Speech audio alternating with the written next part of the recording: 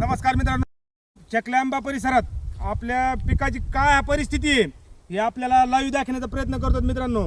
पावसाने तडी मारलेली आहे आणि शेतकरी राजाचे जे संकट आलेले आहे याच्यावर मुख्यमंत्री असतील, कृषी मंत्री असतील किंवा जिल्ह्याचे पालकमंत्री असतील, गेवरा तालुक्याचे आमदार असतील, यांनी तात्काळ आपले पिकाचे पंचनामे करून घेण्यात यावे आणि हे जी शेतकऱ्याला संकट आले शेतकऱ्याला मदतीचा हात देण्याचं काम करण्यात यावे।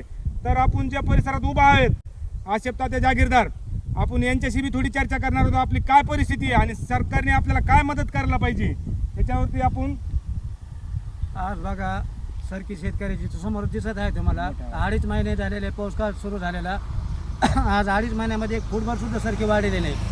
शेतकऱ्याला नांगरट्याचा खर्च आहे, मोगडा, पाळी, लागवड, पेरणी, बी, खताचे भावाचे गागनाला भेडेत। आज शेतकऱ्याने शेतीला इतका खर्च करून आज शेतकऱ्याच्या पदरामध्ये काय पडणार आहे आणि आज सरकारने जे शेतकऱ्याकडे लक्ष द्यावा, त्याचे पंचनामे करावा। बघा आता हे तुमच्यासमोर सरकीचा प्लॉट आहे, आता या बिचाऱ्या शेतकऱ्याचे बियाचे पैसेसुद्धा ह्याच्यामध्ये निघणार नाही।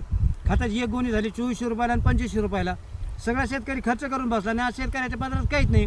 सरकारने याची दखल घ्यावा इतकी सरकारला आमची विनंती आहे।